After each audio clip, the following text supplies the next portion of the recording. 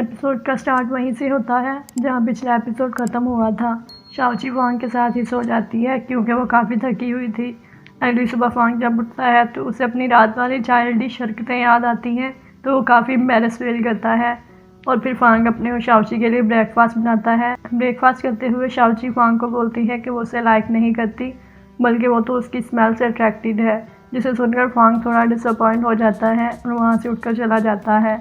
फिर जब शाओची अपने घर जाती है तो मिस चाय और शाओबू उसका काफ़ी अच्छे से वेलकम करती हैं, क्योंकि उन्हें लग रहा था कि फांग और शाओची रिलेशनशिप में आ गए हैं और वो दोनों शाओची को उन्हें सब कुछ बताने का कहती हैं। पर शाओची की बात सुनकर तो मिस चाय काफ़ी डिसअपॉइंटेड हो जाती है और उठकर चली जाती है। अब शाओबू शाओची से हार्मोन्स के बारे में पूछती है, पर शाओची इस बार भी हार्मोन्स कलेक्ट करने में फेल हो गई थी और ये देखकर दोनों काफ़ी सैड हो जाती हैं। पर तभी शाओची शाओबू को बताती है कि उसने फांग को हार्मोन्स वाली बात बता दी है और शायद उसे उस पर शक हो गया है। पर शाओबू कहती है कि फांग तो पहले ही शाओची को एबनॉर्मल समझता है, इसीलिए वो उसकी बात को सीरियस नहीं लेगा। फिर हम फांग को मीटिंग में देखते हैं जहाँ वो एक नया परफ्यूम ड्रीमी बनाने का आइडिया देता है, जो कि लवर्स के लिए होगा, जिस पर सभी एग्री हो जाते हैं क्योंकि ये काफ़ी यूनिक कंसेप्ट था। अब हम जाओ को देखते हैं जो कि हान के पास आकर उसे टीच करने लगता है कि उनका रेनबो प्रोजेक्ट फेमस तो हुआ, लेकिन कंपनी को उससे कोई प्रॉफिट नहीं हुआ और अब फिर वो एक नया परफ्यूम बनाने लगे हैं। असल में वो परफ्यूम प्रोजेक्ट की डिटेल्स लेना चाहता था ताकि वो फिर कोई गड़बड़ कर सके, और मिस्टर हान गलती से उसे ड्रीमी प्रोजेक्ट के बारे में बता भी देता है, जिसे सुनकर जाओ मिस लू को कॉल करके सब कुछ बता देता है।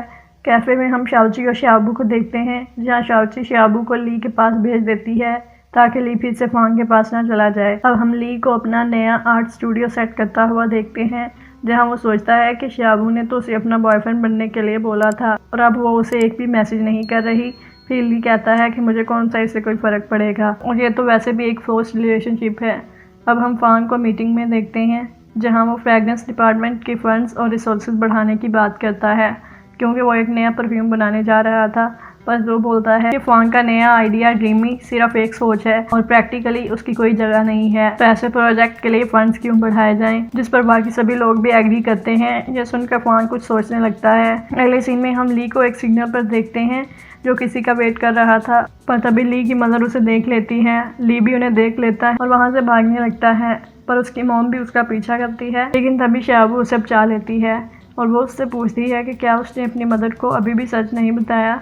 तो ली कहता है कि अगर उसकी मॉम को सच पता चल गया तो वो बहुत बड़ी मुश्किल में फंस जाएगा। अब शाओबू को अपने इतना क्लोज देखकर फांग को काफ़ी अच्छा लगता है और वो उसे अपना स्टूडियो दिखाने के लिए लेकर आता है। जब ये दोनों बातें कर रहे थे तो ली उसे बताता है कि उसकी सबसे बड़ी विश पेंटर बनना है। फिर वो शाओबू से पूछता है कि उसकी क्या विश है, तो शाओबू बोलती है कि वो उसकी विश पूरी नहीं कर पाएगा क्योंकि मुझे एक कॉम्प्लेक्स कंप्यूटर सिस्टम को ठीक करना है। ली बोलता है कि वो इस कंप्यूटर सिस्टम को डिस्ट्रॉय कर दे और वो इसे एक नया कंप्यूटर सिस्टम दिला देगा। जिसे सुनकर तो शाओबू काफ़ी शॉक हो जाती है।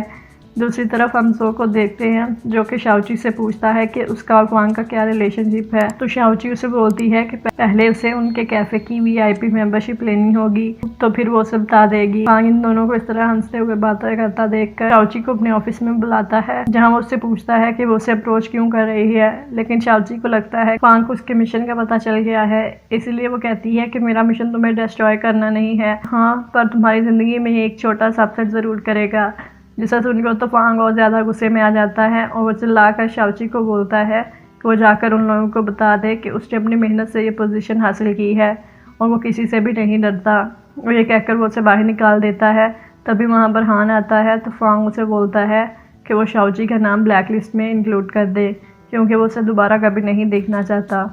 अब हम शाओची को देखते हैं जो कि काफ़ी गुस्से में थी। शाओबू उसे कहती है कि कहीं फांग इसलिए तो ऐसा नहीं कर रहा कि वो उनके प्लेनेट और आइडेंटिटी के बारे में जानना चाहता हो। शाओची बोलती है कि वो ऐसा नहीं कर सकती क्योंकि उनके प्लेनेट की सेफ्टी उनकी फर्स्ट प्रायोरिटी है, पर वो फांग के बिना अपना मिशन भी कंप्लीट नहीं कर सकती और इसके साथ ही शाओची काफ़ी फ्रस्ट्रेटेड हो जाती है।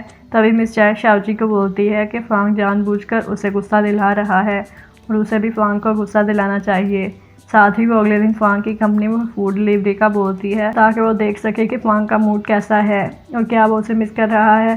फिर फांग ऑफिस में हान को फ्रेगरेंस डिपार्टमेंट की सर्च जारी रखने के लिए बोलता है। तभी हान फांग को कहता है कि शाओची ने उनका प्लान लीक नहीं किया और वो फांग को सच बताने ही वाला था, पर फिर वो फांग के गुस्से की वजह से नहीं बताता और उसे डर था कि फांग सच जानने के बाद उसे जॉब से ही ना निकाल दे।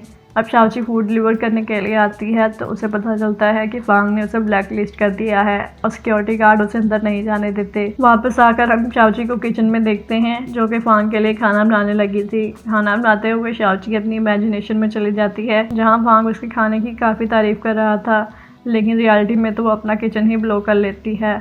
पर तभी फांग आकर उसे बचा लेता है, क्योंकि उसने घर के बाहर धुआं देख लिया था। साथ ही वो उससे पूछता है कि वो क्या कर रही थी, तो शाओची उसे बताती है कि वो उसके लिए खाना बना रही थी, लेकिन अब तो सारा खाना जल गया और सिर्फ एक सूप ही बचा है। शाओची फांग को सूप टेस्ट करवाने ही वाली होती है, पर तभी नल भी लीक कर जाता है, तो फांग उसे लेकर अपने घर आ जाता है। फांग यहाँ पर अब शाओची को काफ़ी गुस्से से देख रहा था, तो शाओची कहती है कि इस बार तो उसने कुछ भी गलत नहीं किया, तो उसे ऐसे क्यों देख रहा है। तो फांग उससे पूछता है कि उन लोगों ने उसे कितने पैसे दिए। तो शाओची बोलती है कि ये उसका मसला नहीं है और वो इसलिए उसे बुली नहीं कर सकता क्योंकि उसे गुस्सा नहीं आता। ये बोलकर वो जाने लगती है। तभी फांग शाओची को उसकी रिंग देने लगता है, जो कि वो भूल कर जा रही थी, लेकिन जैसे ही वो रिंग पकड़ता है तो उसे अपनी शाओची के साथ सीज़न 1 की मेमोरीज याद आने लगती हैं और वो फ्लोर पर गिर जाता है। शाओची जब इस तरह देखती है तो वो उसे उठाती है, पर तभी बैलेंस बिगड़ने की वजह से ये दोनों काफ़ी क्लोज आ जाते हैं। तभी वहाँ शाओबू आ जाती है, जो इन दोनों को इस तरह से देखकर वहाँ से भाग जाती है, लेकिन शाओची भी उसके पीछे भाग जाती है। फांग सोचने लगता है कि अभी अभी उसे क्या हुआ था। तभी फांग न्यूज़ में देखता है कि उनके सिटी में तूफान आने वाला है, तो वो हान को कॉल करके उसे तूफान से पहले दूसरे शहर ड्राइव करने का कहता है, लेकिन टाइम से पहले ही बारिश शुरू हो जाती है और फांग काफ़ी डिप्रेस हो जाता है। और तभी फिर से उसे अपनी और शाओची की सीज़न 1 की मेमोरीज याद आने लगती हैं। तो फांग कहता है कि शाओची सच में उसकी एक्स गर्लफ्रेंड है और इसके साथ ही एपिसोड यहीं पर ख़त्म हो जाता है। तो गाइस, ये थी आज की वीडियो एंड आई होप कि आप लोगों को ये वीडियो पसंद आई होगी। तो इस वीडियो को लाइक करके चैनल को सब्सक्राइब ज़रूर कीजिए। आपसे फिर मिलते हैं अगले एपिसोड में, तब तक के लिए गुड बाय।